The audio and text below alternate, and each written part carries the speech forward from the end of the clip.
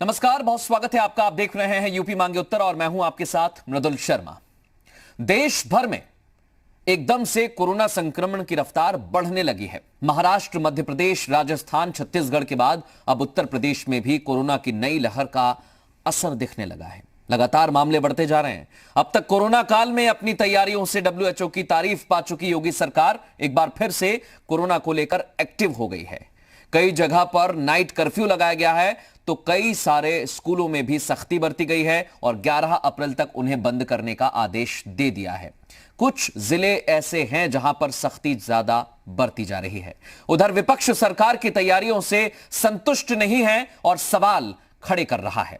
क्या सरकार की तैयारी है? लोगों में क्या वाकई जागरूकता की कमी है या लापरवाही बहुत ज्यादा हो गई है? तमाम सवाल पूछेंगे। खास पैनल हमारे साथ जुड़ेगा, उससे पहले आपको रिपोर्ट दिखाते हैं।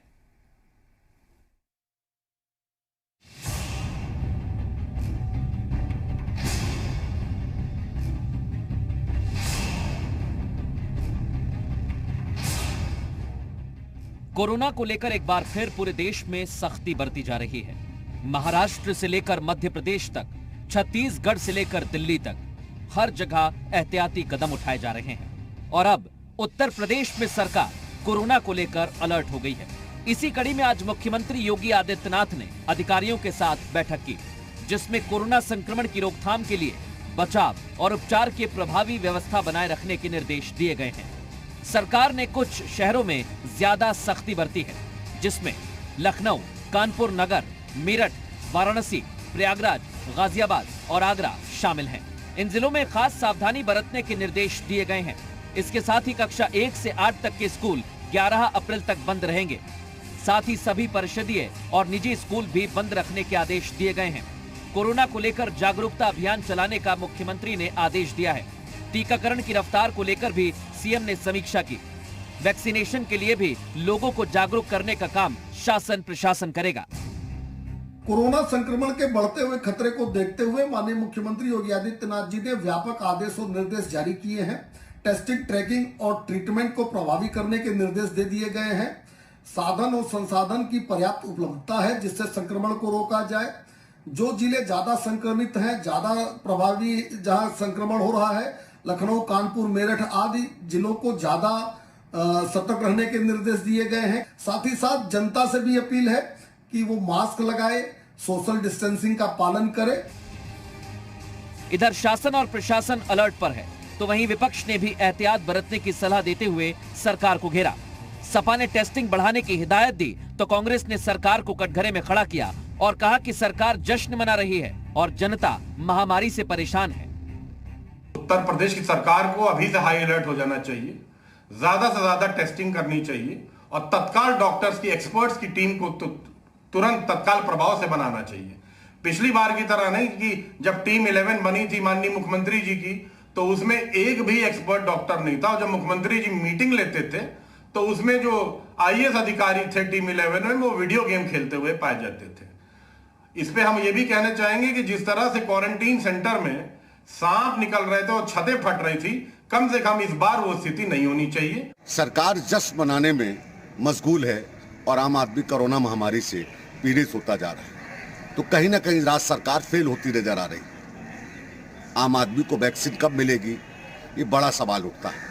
लगातार कांग्रेस पार्टी कहती आ रही है कि आम आदमी को वैक्सीन मिलनी चाहिए, मगर सरकार जश्न मना रही है।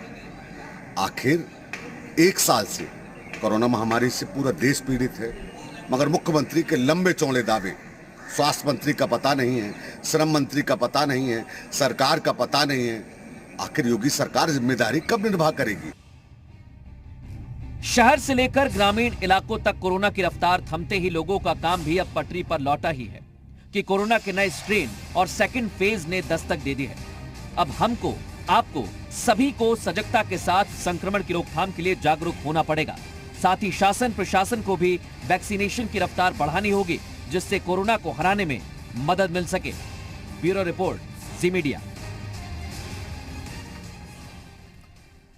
और सीधे रुख करेंगे, खास मेहमान हमारे साथ जुड़ गए। मनोज मिश्रा जुड़ गए, भारतीय जनता पार्टी का पक्ष रखेंगे। Retired major Ashish Chaturvedi ji Samajwadi party का पक्ष रखने के लिए हमारे साथ मौजूद है। जावेद अहमद हमारे साथ जुड़ चुके हैं, कांग्रेस का पक्ष रखेंगे। Doctor Sameer Bhati Covid campaign committee के सदस्य हैं, दिल्ली से हमारे साथ जुड़ चुके हैं। आप सभी का बहुत स्वागत है यूपी मांगे उत्तर में। और सबसे पहले मैं डॉक्टर समीर भाटी जी आपके पास आ रहा हूं, क्योंकि चुनौती जो है अब धीरे धीरे ऐसा लग रहा है कि हमारे क्षेत्र में भी, यानी दिल्ली एनसीआर में, उत्तर प्रदेश में बढ़ती जा रही है। कैसे आप देखते हैं? क्या अभी से सतर्कता हमें बरतनी होगी, सावधानी और ज्यादा करनी होगी, सख्ती बरतनी होगी, तभी जाकर हम कंट्रोल पा पाएंगे? जी बिल्कुल। जिस तरह से अभी बात चल रही है सेकंड वेव की, जो दूसरी लहर की बात चल रही है, इसमें हम बात करें दिल्ली एनसीआर वगैरह की और सब उत्तर प्रदेश वगैरह की, तो यहाँ ऑलरेडी 3 लहर पहले से जो है 3 वेव आ चुकी है। जैसा हम समझते हैं कि पिछले साल जुलाई में, उसके बाद सितंबर में और फिर दिवाली के बाद आपका नवंबर के अंदर। तो जब हमने उसमें देखा कि सबसे ज्यादा इसका रीजन क्या होता है, मतलब ये एकदम से स्पाइक क्यों आता है, अभी फिलहाल हम देख रहे हैं कि ज्यादातर 6 राज्यों में या 10 राज्यों तक ये फैल गया है। तो पिछली बार और अब की बार में अगर हम कंपेयर करें तो इस बार ये देखा गया है कि डिफरेंट तरह के कुछ म्यूटेंट्स भी आ रहे हैं। हो सकता है वो भी एक कारण हो, जो इन्फेक्शन इतनी तेज गति से फैल रहा है, इतनी स्पीड से फैल रहा है। पर अभी इसमें बहुत सारी चीजें और आगे जानने वाली है कि ये जो न्यू म्यूटेंट्स आ रहे हैं, ये इन्फेक्शन, जो संक्रमण है, ये ज्यादा फैला रहे हैं, पहली बात। ये दूसरी बात, ये वाले ज्यादा जानलेवा होंगे, या तीसरी बात, क्या ये हमारी वैक्सीन पे भी इफेक्टिव होंगे कि नहीं। तो ये सब चीजें, और सबसे इम्पोर्टेंट है, चाहे वो पहली वेव रही हो या हम इसको दूसरी वेव कहें, जो इसका रोकथाम का उपाय है, वो 3 चीजें ही हैं, मेजर 3 चीजें ही हैं। पहली चीज जो है आपकी वही वाली जो कोविड अप्रोप्रिएट बिहेवियर है, वही वाली है। और दूसरी वाली चीज है आपकी testing, tracking and isolation. Third जो अब एक ऐड हो गई है पहली वेव और दूसरी वेव में, वो है वैक्सीनेशन ड्राइव। तो इन्हीं सब चीजों से हम इसको कंट्रोल कर पाएंगे। हालांकि हमें अपना जो वो एक्टिव केसेस का डेटा है उसको जरूर कंट्रोल करके रखना चाहिए कि कितने एक्टिव केसेस चल रहे हैं, क्योंकि एक्टिव केसेस जितने होंगे, जो डेथ रेट है वो उस तरह से ही बढ़ेगी आगे। तो उस चीज को भी हमें देखना जरूरी है। बहुत शुक्रिया समीर जी, आपने जो अहम चीजें हमको बताई हैं। आगे भी हम लगातार आपसे जानकारी लेते रहेंगे। एक एक छोटा छोटा कमेंट सबका ले लेते हैं, फिर मैं आपके पास आऊंगा। जो आपने चीजें बताई हैं उसी से जुड़ा हुआ सवाल मनोज जी आपसे है, क्योंकि जैसा समीर जी ने कहा कि नए स्ट्रेन जो है वो बड़े खतरनाक हैं, म्यूटेंट जो है वो ज्यादा प्रभावी अब नजर आ रहे हैं। तो क्या सही समय है, क्योंकि कानपुर नगर हो, मेरठ हो, गाजियाबाद हो, लखनऊ हो, इन जिलों में ज्यादा सख्ती बरती जा रही है? आपको लगता है कि उत्तर प्रदेश के सभी जिलों में ऐसी सख्ती होनी चाहिए अभी? देखिए, सरकार समन्वित तरीके से सोचती, समग्र तरीके से सोचती, और इस बार जो हमारा कॉन्फिडेंस लेवल है सरकार का, वो कई गुना बेहतर है पिछली बार की तुलना। क्योंकि पिछली बार जब कोरोना का पहला केस आया था, उस समय ना तो हम लोग सैनिटाइजर बना पाते थे, ना मास्क था, ना वो क्या नाम जीवन रक्षक प्रणाली थी, कुछ नहीं था, न बनता था भारत में। लेकिन भारत मास्क में भी, मतलब फेस मास्क में आत्मनिर्भर हो गया, निर्यात किया, हमने सैनिटाइजर बनाया। तो हम हर मामले में, और दूसरी बात जो वहां से लेकर यहाँ तक की यात्रा कि हमने 2 स्वदेशी वैक्सीन बना ली, तो इससे सरकार का कॉन्फिडेंस लेवल बढ़ा। और जो सबसे महत्वपूर्ण बात थी कि उस दौरान जब कोरोना का पहला, दूसरा, तीसरी वेव थी, जैसा कि समीर जी कह रहे थे, तो उत्तर प्रदेश का इंफ्रास्ट्रक्चर बहुत विस्तृत हो गया था। अभी अगर आप कहें तो अभी मैं बता दूं, नहीं तो अगली राउंड में बता दूंगा कि इंफ्रास्ट्रक्चर बहुत बढ़िया है। और इस समय 5500 जगहों पर वैक्सीनेशन हो रहा है, और वैक्सीनेशन को 24 घंटे कर दिया गया, और 45 वर्ष से ऊपर की आयु को कर दिया गया। तो जो कोरोना एप्रोप्रिएट बिहेवियर है वो तो करना ही पड़ेगा, जागरूकता लानी ही पड़ेगी। और जो उस आयु वर्ग के लोग हैं जिनके लिए जो वैक्सीनेशन हो रहा है, उनको उसमें बढ़ चढ़ के भाग लेना चाहिए। सरकार का ये प्रयास है। और सबसे महत्वपूर्ण बात यह है कि सरकार सतर्क है। जिस सरकार की WHO ने तारीफ की हो, तो स्वाभाविक है कि पिछली बार भी अच्छा काम किया था योगी सरकार ने, और इस बार भी अच्छा काम करेगी। अब तो हम पहले से तैयार हैं, हमें अनुभव है पिछला, और जब हमारे पास 1 साल नहीं, ठीक है, अनुभव है, लेकिन मनोज जी, आपको ऐसा नहीं लगता कि ये अनुभव हमारे पास था और एकाएक महाराष्ट्र और मध्य प्रदेश में मामले बढ़े, उसके बाद उत्तर प्रदेश में अब हमें मामले बढ़ते हुए दिखाई दे रहे हैं? तो पहले से ही सख्ती बरतनी चाहिए। देखिए मृदुल जी, ये हम लोग नहीं कह सकते कि बढ़ नहीं रहे, लेकिन आप ये देखिएगा कि महाराष्ट्र में मामले बहुत कम कभी नहीं हुए। जब बिल्कुल लोएस्ट में पूरे देश में आ गया था, तब भी आधे से ज्यादा प्रतिशत महाराष्ट्र का ही होता था। आप चाहे डाटा उठा के देख लें, नहीं अभी भी है लगभग 60%। आज भी लगभग 60-70% के बीच के जो कोविड पेशेंट है वो महाराष्ट्र के ही है। और जो ट्रैवलिंग शुरू हो गई, लोग आने जाने लगे, उससे भी कोरोना एक जगह से दूसरी जगह फैला। फिर भी योगी सरकार की इस बात की तारीफ केवल WHO नहीं, पूरे देश के आम नागरिक कर रहे हैं कि जिस तरह से कोविड काल में मैनेजमेंट हुआ कोरोना महामारी का सामना करने के लिए, वो निश्चित तौर पर काबिल तारीफ है। ये केवल WHO से प्रमाण पत्र लेने। देखिए, आप तो अपनी सरकार की पीठ थपथपाई रहे हैं, अभी WHO ने भी थपथपाई है, लेकिन मेजर आशीष जी, आपको लगता है कि पहले सरकार ने ठीक काम किया था और अभी भी सरकार व्यवस्थाओं को दुरुस्त करेगी? और पहले भी हालात इतने नहीं बिगड़े थे उत्तर प्रदेश में, अभी भी वैसी व्यवस्था हो पाएगी? आपको भी ऐसा लग रहा है?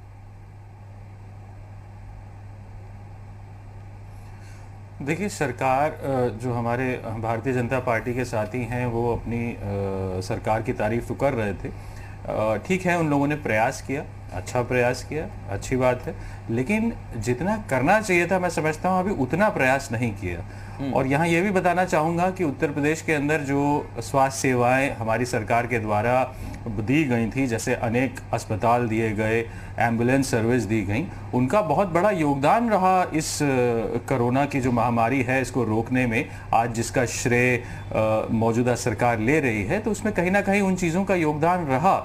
और जो उन्होंने पहल की उसमें उनका जो प्रयास रहा, साथ ही जो डॉक्टर्स थे, बाकी जो स्टाफ था, उनकी जो मेहनत थी, उस सब का साझा एक प्रयास, सब लोगों का मिलजुल कर जो प्रयास था, उसकी वजह से हम लोग जो है काफ़ी हद तक उसे रोकने में बनस्पत और प्रदेशों के, अगर खास तौर पे अगर हम महाराष्ट्र से तुलना करते हैं तो हम लोग उससे बेहतर स्थिति में रहे। अब सवाल ये उठता है कि हम इसको अगर ब्रॉडली क्लासिफाई कर लें, इसको क्यूरेटिव मेजर्स में और प्रिवेंटिव मेजर्स में।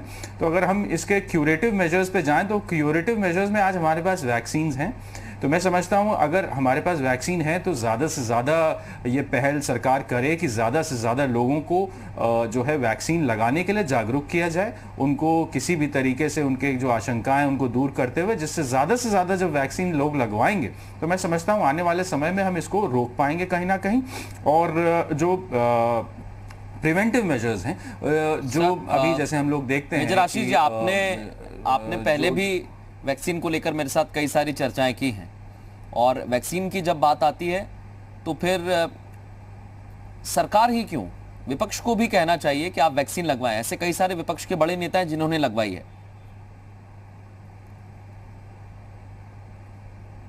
हाँ, ज़रूर है भाई। अगर आप किसी भी ऐसे पब्लिक फिगर हैं और अगर आप ये मैसेज देंगे तो मैं समझता हूँ पब्लिक के अंदर एक अच्छा मैसेज जाएगा। और मैं समझता हूँ आगे आकर के बाकी जो ऑपोजिशन के लीडर्स हैं, छोटी बड़ी पार्टियों के, सभी उनको आगे आना चाहिए और उनको लोगों को जागरूक भी करना चाहिए और बताना भी चाहिए कि वो लोग आगे आएँ और वैक्सीन लगवाएं, जिससे कि हम इस महामारी को जल्द से जल्द जो है कंटेन कर सकें और उसका जो फैलाव है उसको जल्द से जल्द रोक सकें।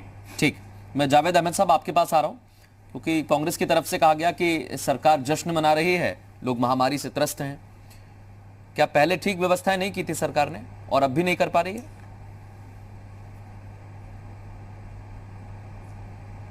मृदुल जी, जब हमने पहला चरण देखा था तो उस समय क्या आपाधापी थी, क्या मारामारी थी, सरकार किस तरीके से घुटनों के बल थी और सरकार अपनी पीठ माथ थपथपा रही थी। अभी आदरणीय मनोज जी कह रहे थे कि WHO ने बड़ी प्रशंसा की। WHO ने तो प्रशंसा की, लेकिन देश के प्रधानमंत्री ने अपने ही दल की उत्तर प्रदेश सरकार को वीडियो कॉन्फ्रेंसिंग में मुख्यमंत्रियों की बैठक में क्या कहा है कि उत्तर प्रदेश पूरी तरीके से असफल रहा है टेस्टिंग के मामले में। उत्तर प्रदेश में टेस्टिंग ठीक से नहीं हो पाई और आज भी वही स्थिति है। सरकार तो जश्न मना रही है, सरकार इस तरीके से जब हमारे मुख्यमंत्री जी चुनावी पर्यटन पर हैं, गोरखपुर महोत्सव मना लेते हैं, लेकिन ये नहीं बताते हैं कि उत्तर प्रदेश में वैक्सीन लखीमपुर के जंगलों में कैसे पाई जाती है। किस तरीके से प्रधानमंत्री जी ने खुद कहा वैक्सीन आते ही कि इस पेंडेमिक का तो एंड हो गया। आपने भयमुक्त तो पहले स्वयं करने का काम किया, आपने सड़कों पर लोगों को उतरने के लिए विवश किया। अभी IIT कानपुर के भी वैज्ञानिकों ने कहा, मनोज जी वहीं के रहने वाले हैं, अच्छी तरह जानते हैं, अखबारों में भी छपा है, डॉक्टर गुलेरिया जी की बात को आप लोगों ने सिरे से खारिज किया। वो सितंबर से चिल्ला रहे थे, मैंने पिछली डिबेट पे भी आपसे कहा था।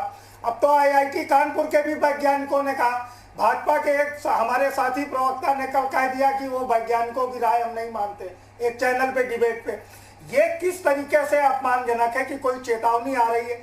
ग्रामीण क्षेत्रों से शहरों में किस तरीके से प्रतिदिन का आवागमन है, ये हम आप देख रहे हैं। किस तरीके से शहर में श्रमिकों की मंडियां लगती हैं जगह जगह, बड़े शहरों में, जनपदों में भी लगती हैं, कस्बों में जाके। ये जिस तरीके से आवागमन है, जिस तरीके से लोग रोजी रोजगार के लिए आते हैं, तो क्या ये कारण नहीं बनेगा संक्रमण ग्रामीण क्षेत्रों में ज्यादा फैलेगा? इसके लिए तो डॉक्टर गुलेरिया जी ने सबसे पहले आगाह किया था, जिस पर सरकार ने कोई चर्चा करने लेकिन का प्रयास नहीं किया। अहमद जी, मेरा एक सवाल है, जावेद अहमद साहब, मेरा एक सवाल है। हालांकि मैं किसी को यहाँ पर जिम्मेदार नहीं ठहरा रहा हूं, लेकिन जो आपने जिक्र किया उसी से जुड़ा हुआ मेरा एक सवाल है कि ग्रामीण क्षेत्रों में ज्यादा फैलेगा क्योंकि आवागमन होता है। ऐसे ही अगर आप देखेंगे तो जो छोटे शहर हैं वो मेट्रो सिटीज की तरफ रुख करते हैं, और मेट्रो सिटीज अगर हम जाएंगे तो मेट्रो सिटीज से विदेश की तरफ लोग ज्यादा जाते हैं और आते हैं, इसलिए हमें यहाँ पर ज्यादा संख्या देखने को मिल रही है। आपको नहीं लगता है कि जो लगातार सरकार कह रही है, प्रधानमंत्री कह रहे हैं कि मास्क भी बहुत जरूरी है, वैक्सीन तो आ गई है लेकिन मास्क भी जरूरी है, और वो शायद हमें नहीं दिखता है, इस वजह से एकाएक ये मामले बढ़े? देखिए मर्दुल जी, निश्चित रूप से सही है। आप जनता पर नैतिक रूप से दबाव बनाएं और नैतिकता का बखान करें, और वो मास्क पहने हैं नहीं, पहले लोग मास्क नहीं पहन रहे थे। जब भयमुक्त आपने कर दिया कि अब एंड हो गया, अब कोई आवश्यकता नहीं है, कोविड हॉस्पिटल्स आपने बंद कर दिए, सारी व्यवस्थाएं आपने बंद करना शुरू कर दिया, और जो हमारे चिकित्सक थे, जो वैज्ञानिक थे, उनकी बातों पर, उनकी सलाह पर सरकार ने चुप्पी धारण कर ली, तो ये कारण तो मृदुल जी होने ही होने थे। बिल्कुल ठीक। इस पर हमने पहले भी कहा कि ये राजनीति का विषय नहीं है, ये हमें और समाज को बचाने का विषय है। मैंने आपके साथ पिछली डिबेट में भी कहा था, और मैं इस बात को आगे बढ़ाते हुए एक सवाल करना चाहता हूं मनोज जी से, जावेद अहमद साहब, जो आपने कहा कि हमने इतना भयमुक्त कर दिया कि लोगों ने मास्क उतारकर फेंक दिया, लोग सैनिटाइजर को अपना रहे थे लेकिन वो फिर भूल जाते हैं। मनोज जी, क्या ऐसा ही हुआ? जी हाँ, देखिए मृदुल जी, गंभीर बहस हो रही है, इसलिए मैं राजनीतिक उत्तर प्रत्युत्तर में न जाके कुछ बात कहना चाहता हूँ। सच बात यह है कि अभी आशीष जी ने बहुत अच्छी बात कही कि ये सभी नेताओं को वैक्सीन लगवानी चाहिए, लेकिन आशीष जी के ही नेता अखिलेश यादव ने कहा कि मैं भाजपा की वैक्सीन नहीं लगवाऊंगा। अभी तक तो वो आ नहीं रहते, अब वो 45 वर्ष से ऊपर की आयु के हैं, तो उन्हें सबसे पहले वैक्सीन लगा के समाजवादी पार्टी के कार्यकर्ताओं को संदेश देना चाहिए। तो आशीष जी की बात मान के अखिलेश जी को वैक्सीन लगवानी चाहिए, और अगर वो नहीं लग पाते हैं तो भारत के वैज्ञानिकों का, भारत के जो वायरोलॉजिस्ट हैं उनका, और देश का अपमान कर रहे हैं, देश की प्रतिभा का अपमान कर रहे हैं, जो 2 वैक्सीन भारत की बनी है। नहीं, वो तो एक बात है, उसका जवाब आशीष जी दे देंगे, लेकिन मुझे मेरी बात का जवाब नहीं मिला। आशीष जी की बात का जवाब देना इसलिए जरूरी था, आशीष जी मेजर रहे हैं तो वो समझते हैं देश की सीमाओं को, देश की समस्याओं को, और देश के वैज्ञानिकों के काम करने के तरीके को, उनकी मेहनत को, उनको सम्मान देते हैं, कोरोना वॉरियर्स को सम्मान देते हैं। तो ये ठीक उन्होंने बात कही, इस बात के लिए उनकी तारीफ की जानी चाहिए कि वो अपने अध्यक्ष के अगेंस्ट जाके उन्होंने ये बात कही। ये तो आशीष जी के साथ रहा। जावेद जी की बात, ये कह रहे थे वैक्सीन लगानी चाहिए, तो इनसे ये पूछिए कि जो सर्वाधिक अगर बर्बादी किसी प्रांत में हो रही है तो बॉम्बे में हो रही है, महाराष्ट्र में हो रही है वैक्सीन की, राजस्थान में हो रही है, आप आंकड़े भी तो जरा देख लो। नहीं, ये सरकार, तो यहाँ पर कोरोना भी ज्यादा है मनोज जी, अगर यहाँ पर वैक्सीन नहीं लग रही है तो यहाँ पर कोरोना भी ज्यादा है सर। मध्य प्रदेश की भी आप महाराष्ट्र टेस्टिंग नहीं करा पा रहे हैं। सुनिए, आप उत्तर प्रदेश की देखिए। मैं एक छोटा सा ब्रेक ले रहा हूं यहाँ पर, जावेद अहमद साहब और मनोज जी, उसके बाद में डॉक्टर समीर का भी रुख करूंगा। एक छोटा सा उनका रुख करेंगे। डॉक्टर समीर भाटी हमारे साथ जुड़े हुए हैं। समीर जी, बहुत सारी चीजें अभी जावेद अहमद साहब ने बताई, लेकिन सबसे इंपॉर्टेंट उन्होंने कहा कि भयमुक्त हो गए हैं, हमें किसी बात का डर नहीं है। मास्क हमने साइड में रख दिया, लोग सैनिटाइजर का उपयोग नहीं कर रहे हैं। क्या ये एक बड़ी वजह है कोरोना के मामले में जो बढ़ोतरी हम देख रहे हैं उसकी? जी बिल्कुल, अगर इस चीज में हम देखें, यूके जैसे साधन संपन्न देश भी एकदम इस चीज को कंट्रोल नहीं कर पाए। वहां पर जब हमने देखा कि एकदम से क्रिसमस के बाद किस तरह से, किस तेज गति से जो है संक्रमण तो एकदम सही है कि अगर हम ये वाली चीजें, मास्क तो बहुत सारी चीजों में कॉम्प्रोमाइज हो सकता है, social distancing, sanitization, but mask तो इतना जरूरी है। मास्क से तो हमने ये भी देखा है कि बहुत तरह के जो हमारे पास पहले सर्दी जुकाम खांसी सब आते थे, ये चीजों से भी बचाव होता था, तो मास्क तो बहुत ही ज्यादा जरूरी है। एक बार को ठीक है, वैक्सीन की भी अभी एफिकेसी पे देखा जाएगा, क्योंकि वैक्सीन अभी लग रही है, लगने के बाद ये देखा जाएगा कि कितने समय तक चलेगी। पर सबसे बड़ा जो इसका बचाव है वो तो डेफिनेटली मास्क तो है ही है, मास्क तो लगाना ही है। अब मास्क लगाने की भी हम बात करें तो मास्क लगाने का सिर्फ ये हो गया है कि चालान से बचने के लिए मास्क लगाते हैं, या फिर मास्क जेब में लेके घूमते हैं, या मास्क को नीचे करके घूमते हैं, या बोलते समय मास्क को उतार देते हैं। तो ये सब चीजें तो बिल्कुल बहुत ज्यादा जरूरी है और इस पे तो हम बिल्कुल भी कॉम्प्रोमाइज नहीं कर सकते हैं। दूसरी एक जो सबसे महत्वपूर्ण बात इसके अंदर ये भी है कि अभी हमारी जो वैक्सीनेशन ड्राइव चल रही है, वैक्सीनेशन ड्राइव में चलिए हेल्थ केयर और फ्रंट लाइन का तो होने के बाद अगर हम सेकेंड और थर्ड फेज को मिलाकर बात करें तो लगभग 35 करोड़ के करीब है, जिसके अंदर हमारे सीनियर सिटीजन हो गए और हमारा अब जो 45, जिसके अंदर एक क्लॉज लगाई हुई थी कि भाई पहले जो कोमॉर्बिड वाले हैं, जिनको गंभीर बीमारियां उनको लगनी है, पर अब वो हट गई है। अब वो 45 की क्लॉज जो है वो इसलिए रखा गया था क्योंकि जो पिछले साल जो फर्स्ट वेव में हमने देखा था कि जो 45 साल से ज्यादा है उनमें मोर्टेलिटी, जो मृत्यु दर है, ज्यादा पाई गई थी, लगभग 90% लोगों के अंदर।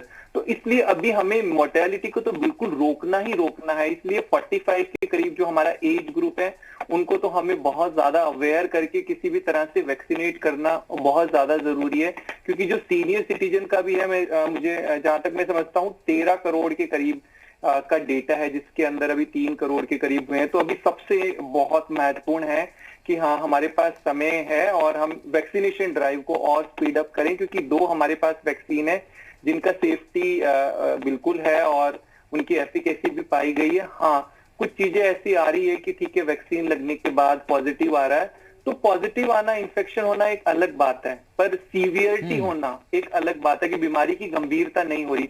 तो इस चीज पे हमें बहुत ज्यादा अभी जागरूकता फैलाने की जरूरत है। समीर जी, 2-3 चीजें हैं, क्योंकि देखिए जैसे ही नॉर्मलाइज हुई चीजें उसके बाद लोग घर से भी बाहर निकले। जैसा जावेद जी ने जिक्र किया कि डॉक्टर गुलेरिया ने कहा इस बात को कि ग्रामीण इलाकों में से शहर में जब लोग आएंगे, आवागमन बढ़ेगा तो इसका खतरा बहुत ज्यादा बढ़ जाता है।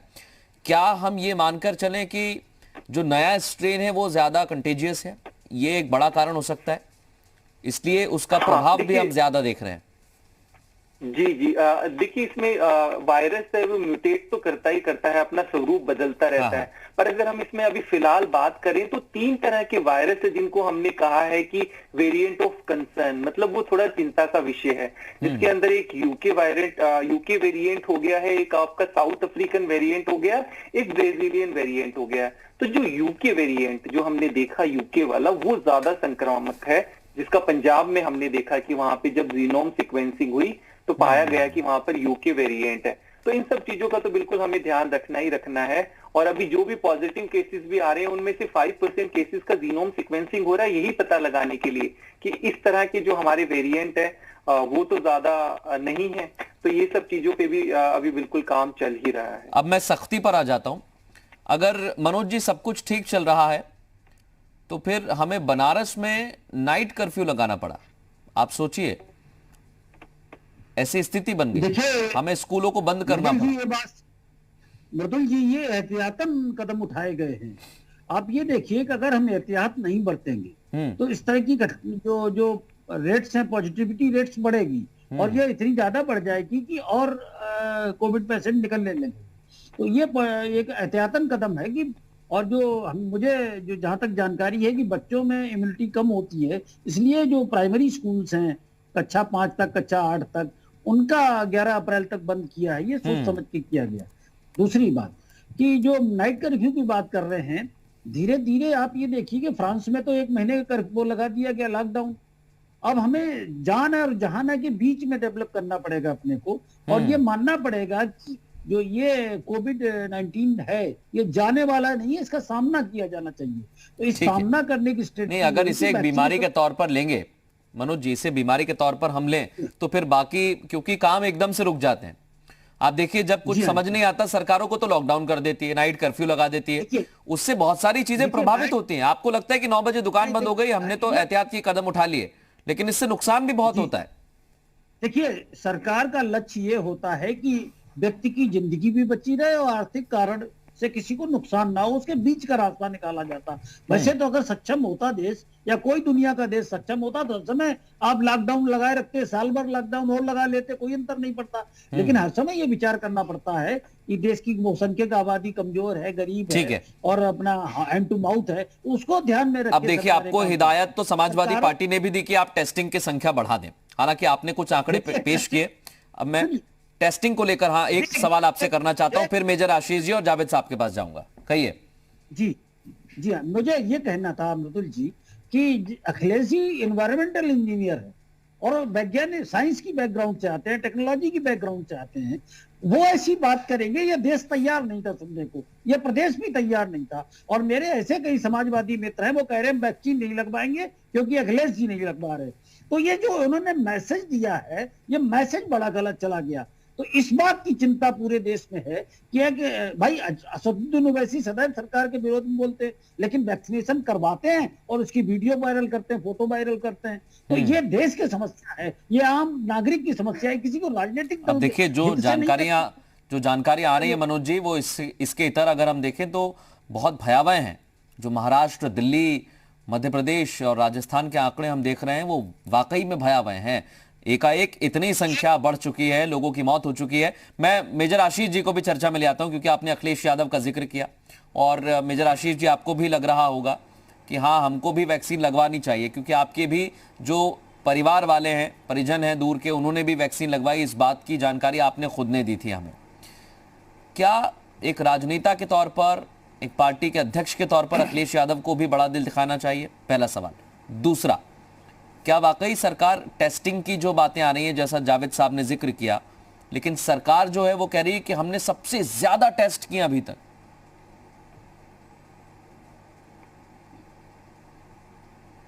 देखिए, अगर आप मेरी व्यक्तिगत राय पूछें तो मुझे लगता है कि हर व्यक्ति को वैक्सीन लगवानी चाहिए, क्योंकि इसमें कोई राजनीतिक या किसी भी तरीके का मंशा या किसी भी तरीके का डाउट अगर मन में हो तो उसको क्लियर करके आगे बढ़ना चाहिए। बाकी क्योंकि अभी तक इस पे कोई पाबंदी नहीं है, हर व्यक्ति स्वतंत्र है अपने विचार अपने रखने के लिए और वैक्सीन लगवाने या ना लगवाने के लिए, क्योंकि अभी भी कोई कानूनी बाध्यता अभी भी इस तरीके की नहीं है।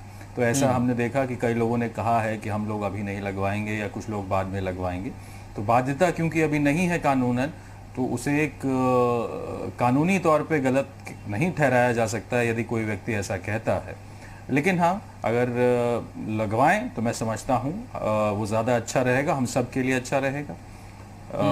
जहाँ तक आपका दूसरा सवाल था कि मैंने टेस्टिंग को लेकर सवाल किया था। टेस्टिंग को लेकर मैंने सवाल किया था।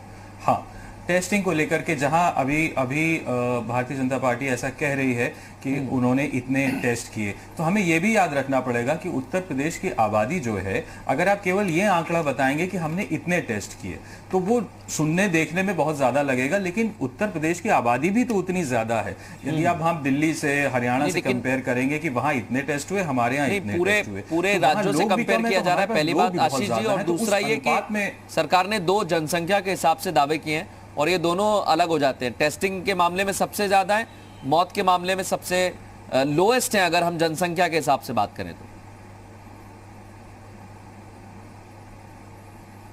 यदि अगर वाकई में अगर हम जनसंख्या के हिसाब से लोएस्ट हैं तो ये हम सबके लिए बहुत खुशी की बात है। लेकिन जहां तक हम बात करेंगे टेस्टिंग की, तो टेस्टिंग को हम परसेंटेज में अगर दूसरों से कंपेयर करेंगे तब वो ज्यादा बेहतर आंकड़ा होगा कि जहां पे हमारी आबादी इतनी ज्यादा है तो हमें और ज्यादा, क्योंकि इतने लोगों की टेस्टिंग हुई लेकिन इतने ज्यादा लोग ऐसे हैं अभी जिनकी टेस्टिंग नहीं हुई, तो अगर आप वो आंकड़ा देखेंगे तो उत्तर प्रदेश उसमें सबसे ज्यादा होगा जिन लोगों की नहीं हुई। तो कहीं ना कहीं अगर एक प्रैक्टिकल आप बात करें, एक राजनीतिक उससे उसको ना जोड़ें कि हम केवल अपने पीठ फड़फड़ाने के लिए केवल वो आंकड़ा बताएं कि हमने इतने लोगों की। चुनौतियां बहुत सारी है सरकार के सामने और लोगों के सामने भी। और अगर अभी की हम बात करें तो एकाएक अगर लॉकडाउन लगा देंगे या चीजों को बंद करने लगेंगे तो आर्थिक स्थिति खराब होगी।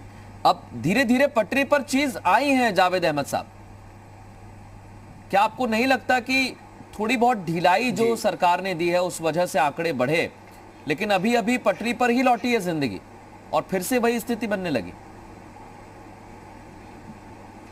नहीं, देखिए मृदुल जी, निश्चित रूप से लॉकडाउन इस देश के लिए कोई एक समाधान नहीं है। हमारी आर्थिक स्थिति यूं भी बहुत अत्यधिक बदतर हो चुकी है और हम फिर उस दिशा में जाएं ये उचित नहीं होगा। पीडीएस सिस्टम भी हमारा बहुत डैमेज हुआ है देश का। आज हम गरीब को अनाज नहीं पहुंचा पाएगी ये सरकार, हम ये भी जानते हैं। देखिए मृदुल जी, मैं 2-3 बात कहना चाहता हूं और डॉक्टर साहब से भी इसकी सहमति लेना चाहता हूं। हो सकता है कि मेरी बात किसी को व्यवहारिक ना लगे। देखिए, जनता को अपने नैतिक दायित्व का निर्वहन करना पड़ेगा और राज्य और केंद्र की सरकार को अपने संवैधानिक दायित्व का पूरी तरीके से निर्वहन करना पड़ेगा। ये पहली चीज।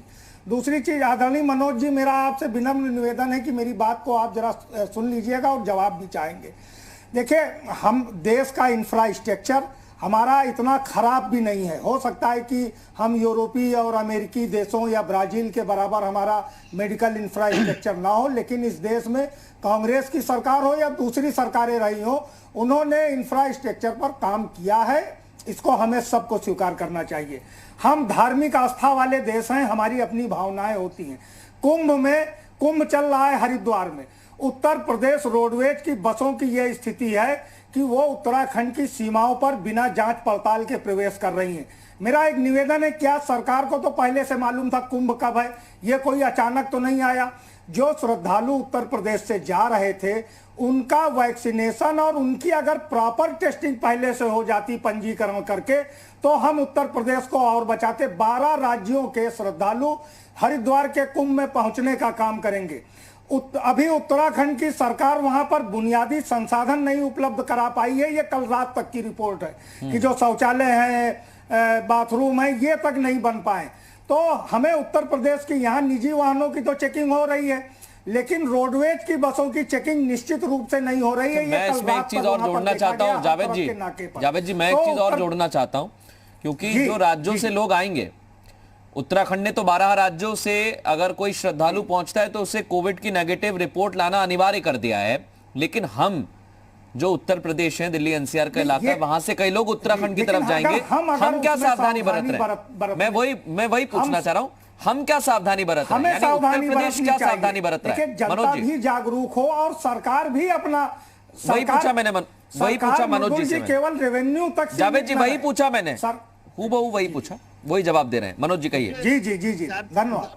जावेद जी कह रहे हैं, उनसे एक विनम्र निवेदन है कि आप अगर वो जो कह रहे हैं, 2 विषय अलग अलग है। एक जो पहली राउंड में बात हुई और दूसरे राउंड में बात हुई, तो यूपी में आबादी के हिसाब से मोर्टेलिटी सबसे कम है। ये क्या ये बड़ी बात नहीं है? और क्या ये अपने आप हो गई? ऐसा नहीं है। इसमें योगी सरकार के गंभीर प्रयास है और इस प्रयास जनता ने भी सहयोग दिया है। जो फर्स्ट फेज था, क्या सरकार के डंडे पर ही नहीं, जनता ने भी अपनी। मैं 2 बातें यहाँ पर कहना चाहूंगा, 2 बातें यहाँ पर कहना चाहूंगा, चाहे प्रधानमंत्री हो या फिर अलग अलग राज्यों के मुख्यमंत्री हो, उन्होंने भी यही कहा कि कोरोना को अगर हराना है तो सबका साथ बहुत जरूरी है। 1918 में स्पेनिश फ्लू ने जनता का साथ भी बहुत जरूरी है। डॉक्टर साहब बैठे हुए, इनको अच्छी तरीके से ज्ञात है भाटी जी को कि 2 करोड़ से अधिक लोग हताहत हो गए थे भारत के अंदर, जिनके आंकड़े मौजूद हैं। आपको उस पिछले जो भूतकाल में घटित हुआ था उसको तो आपको याद रखना चाहिए। सत्ता का संचालन आपके हाथों में है। और जावेद जी, एक मिनट सुन लीजिए उनकी बात। 1 मिनट उनकी बात सुन ले। हम 1 मिनट सिर्फ कुछ कहना चाह रहे हैं, आवाज कट रही है। कहिए मनोज जी। हमने कहा कि जनता का सहयोग नहीं है, लेकिन क्या सरकार का कोई कंट्रीब्यूशन नहीं था? पहली चीज। दूसरी चीज, क्या महाराष्ट्र की जनता सहयोग नहीं कर रही? आप ये बताइए। अगर आप ये कह रहे हैं क्योंकि महाराष्ट्र की सरकार प्रॉपर्ली सामना नहीं कर, टेस्टिंग प्रॉपर हो रही है। अरे पूरी बात सुनिए, आप पूरी बात सुनिए। आप बात, अच्छा सुन लीजिए जावेद जी, सुन लीजिए, मैं आपको मौका दूंगा। इसके बाद आखिरी हम समीर जी से पूछेंगे सवाल। आप ये कह रहे थे, सच बात ये है कि योगी सरकार ने जितना इफेक्टिवली काम किया, आप ये देखिए, मुख्यमंत्री पहला था पूरे देश के अंदर जो प्रतिदिन टीम 11 की मीटिंग करता था और पिछले दिन की और अगले दिन की कार्य योजना बनाता था और उस पर गंभीरता से एक्शन होता था। जैसी परिस्थिति विकसित होती थी प्रदेश के अंदर, वैसी जो है नीति तय होती थी और नीति पे काम होता था। आज योगी जी ने जो बैठक करी है सभी विभागों के अध्यक्षों को जो कोविड-19 से संबंधित है, आप देखिए उसमें क्लियर कट गाइडलाइन दी है और उसके क्लियर कट गाइडलाइन पे काम शुरू हो गया है। तो ऐसा नहीं कि सरकार का कोई प्रयास नहीं है, समाज का प्रयास है, सरकार का प्रयास है, मीडिया का प्रयास है, सबका प्रयास है। लेकिन और मैं एक बड़ी बात यहाँ पर कहना चाहूंगा, महाराष्ट्र का आपने भी जिक्र किया, जावेद जी ने भी जिक्र किया। उद्धव ठाकरे जो वहां के मुख्यमंत्री हैं, हालांकि उन्होंने अभी तो लॉकडाउन से इनकार किया है, लेकिन कहा है कि ऐसे ही हालात रहे तो हम लॉकडाउन पर भी विचार कर सकते हैं अगर हमारे हाथ से सारी चीजें निकल जाएंगी तो।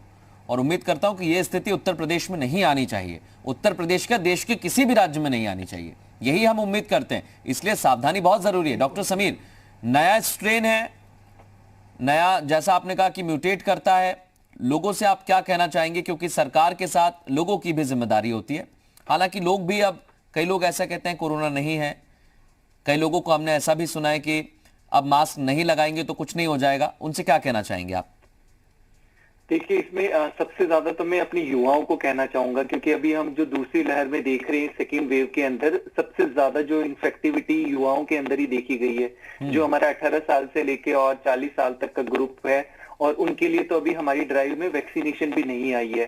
तो जो ट्रांसमिशन है, जो संक्रमण है, वो उनके जरिए ज्यादा फैलता है, क्योंकि एक तो उनके अंदर कोई सिम्टम नहीं होते हैं, पहली बात तो, और दूसरी बात वैसे भी उनके अंदर सिम्टम होते हैं तो उनके अंदर इतनी ज्यादा फैटेलिटी नहीं देखी गई है। पर हाँ, उनकी वजह से जो उनके घर में बुजुर्ग वगैरह है उन तक वो स्प्रेड हो जाता है। तो एक तो सबसे ज्यादा आपके चैनल के माध्यम से यही अपील है कि जो हमारा युवा वर्ग है, और दूसरा उनको ये भी समझना जरूरी है कि हमने देखा है पिछली बार भी, चाहे कोई भी युवा हो, कोई भी हो, अगर कोविड हुआ है तो लॉन्ग टर्म साइड इफेक्ट अभी तक भी नजर आ रहे हैं, जो लॉन्ग कोविड चलता है ना। तो इस चीज को हमें देखना बहुत ज्यादा जरूरी है कि क्योंकि उनको ही बिजनेस के लिए और सब काम के लिए ट्रैवल करना पड़ता है, इधर उधर जाना पड़ता है, तो उनको एहतियात बरतना बहुत ज्यादा जरूरी है।